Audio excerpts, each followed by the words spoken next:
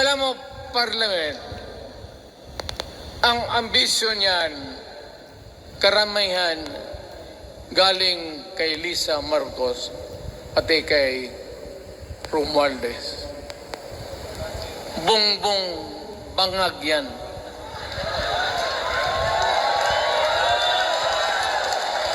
That's why sinasabi ko na sa inyo ngayon, si Bongbong Marcos bangag noon, ngayong presidente na bangag natin ang presidente.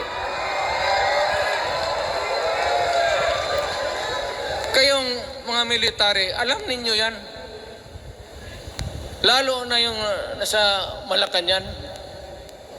Alam ninyo.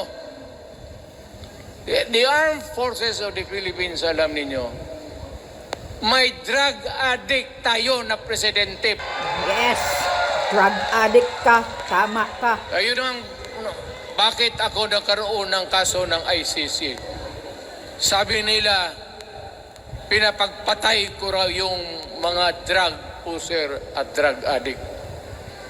Mabutit na lang,